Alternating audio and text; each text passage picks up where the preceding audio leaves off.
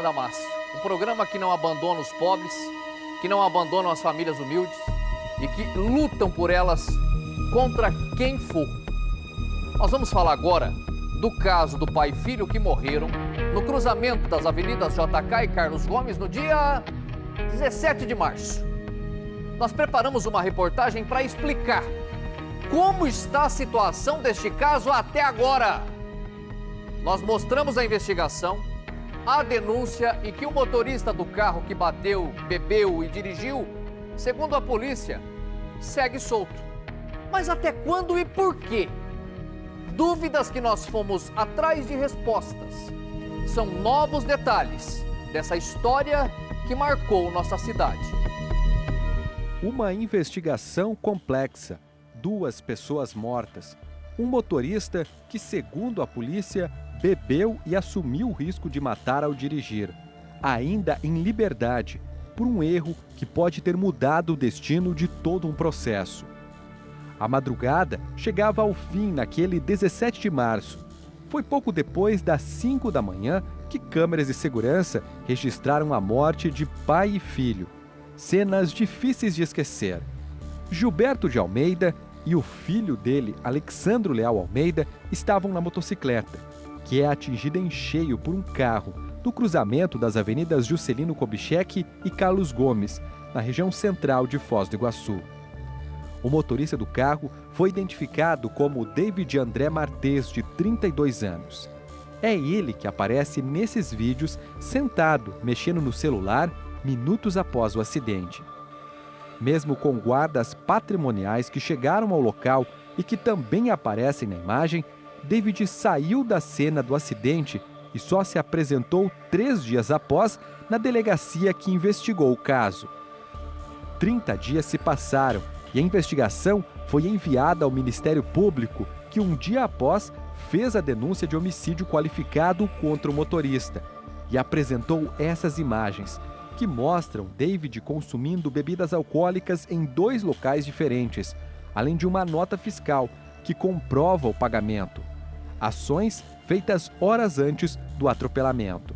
Assim como a Polícia Civil, o promotor do caso também pediu a prisão do condutor, que foi negada pela juíza da primeira vara criminal. O Ministério Público então resolveu recorrer dessa decisão. Mas a partir de agora, o que acontece? Quanto tempo a justiça ainda pode demorar? O motorista do carro vai responder realmente esse processo em liberdade? Foi em busca dessas respostas que nós resolvemos procurar o promotor do caso e também a defesa de David André Martês. À frente da acusação está o promotor Nielson Roberto de Azeredo, um promotor experiente, à frente de uma das promotorias criminais mais atuantes da região de fronteira. A autoridade policial entendeu que o caso exigia, uma ordem de prisão para resguardo da ordem pública. O Ministério Público coadunou com esse pedido, emitiu parecer concordando com a autoridade policial, com a representação de prisão preventiva. Entretanto, a autoridade judicial entendeu que não era o caso, indeferiu a ordem de prisão e aplicou medidas cautelares diversas. O acusado, então, foi obrigado a entregar a sua habilitação, ficou suspenso até então o direito de dirigir, também está suspenso do direito de deixar a cidade, tem alguns requisitos, manter o endereço atualizado, tem que estar com algumas cautelares aqui impostas. Mas o Ministério Público, por não concordar com essa decisão, já apresentou recurso. De acordo com o promotor, o recurso está em avaliação e seguindo todos os trâmites, inclusive com o posicionamento da defesa. Uma nova avaliação da prisão deve ser feita em até 20 dias pelo Poder Judiciário. Há um prazo para a defesa apresentar contra-razões, que é se defender do recurso. Em seguida, volta para a doutora magistrada, que pode exercer ou não o juízo de retratação. Ela pode se retratar da decisão anterior e emitir a ordem de prisão, ou ela pode ratificar a decisão e aí ela tem que submeter o caso ao Tribunal de Justiça, que pode vir a reformar a decisão. O promotor também explicou que o trabalho feito pela Polícia Civil foi determinante para que o motorista fosse indiciado, pois inicialmente o caso vinha sendo tratado como acidente com morte no trânsito e não como um homicídio doloso. Nesse caso, a investigação inicialmente foi instaurada não pela Delegacia de Homicídios, mas pela 6ª Subdivisão. Ainda não havia provas, né, naquela altura, quando iniciou a investigação, que pudesse confirmar, né, que era uma hipótese de homicídio doloso. Então, o delegado de polícia responsável pelo caso instaurou um inquérito para apurar morte no trânsito, que não necessariamente é imbuída de dolo eventual. Só depois de concluir a investigação, de captar as imagens de câmera, de captar todos os elementos de informação que mostraram que por parte do acusado houve uma ingestão demasiada de álcool, que ele assumiu o risco de matar, é que ele concluiu a investigação, indiciou, né, o suspeito por dolo eventual, e só depois, com a conclusão das investigações, é que a investigação veio para essa promotoria. Para o representante do Ministério Público, a decisão dos guardas patrimoniais em não impedir que o motorista fosse embora pode ter mudado o rumo do processo, mas não impedirá que David responda pelos crimes. O acusado, não há nenhuma dúvida de que ele estava em situação de flagrante. Ele estava diante de uma situação de flagrante e os agentes públicos ali, os agentes da segurança pública, seja guarda municipal, seja polícia militar, seja policial civil, seja quem fosse, tinham o dever de agir ali naquela ocasião, porque havia claramente uma situação de flagrante delito. Essa situação ainda está em investigação, tem uma investigação interna, uma sindicância interna, né, por parte do município. O Ministério Público está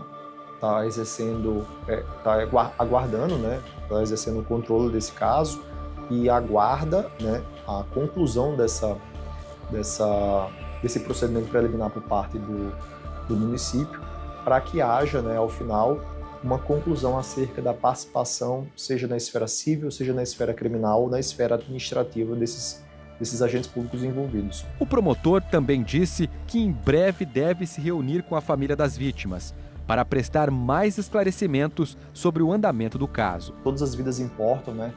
A vida de qualquer vítima importa, sobretudo nesse caso, são 2 vítimas que não têm ligação com o crime, 2 vítimas que não têm ligação com o réu, que não houve provocação anterior por parte dessas vítimas, e mesmo que tivesse, mesmo que essas vítimas tivessem ligação com o crime, mesmo que essas vítimas tivessem passado criminoso, que não tem, nada justifica a conduta por parte do acusado, né? A ação penal receberá toda a atenção que merece. No caso de extrema comoção, o Ministério Público se solidariza não só com as vítimas, mas sobretudo com familiares de vítima, e não poupará esforços para que haja não só a responsabilização penal de quem cometeu o delito previsto no artigo 121, elementar, matar alguém, mas ainda mais para que haja em breve a reforma da decisão para que seja decretada a prisão preventiva do acusado. Já a defesa do motorista está sendo feita pelo advogado Luiz Carlos Soares Júnior. Ele preferiu não gravar a entrevista, mas conversou comigo por telefone. O defensor disse que David ficou em silêncio ao se apresentar na delegacia, um direito dele, mas que irá se manifestar ao longo do processo. A posição da defesa também foi explicada nessa nota enviada pelo advogado do réu. Na mensagem, o advogado disse que se solidariza com a família das vítimas e que o presente caso, apesar de grave, não se assemelha a outros acidentes sérios que foram vinculados pela mídia. Diz também que, dentro dos prazos, irá responder à denúncia e desmistificar os excessos feitos pela acusação. Por fim, o defensor diz que seu cliente, David, permanecerá à disposição da justiça e da família para colaborar com o que for preciso.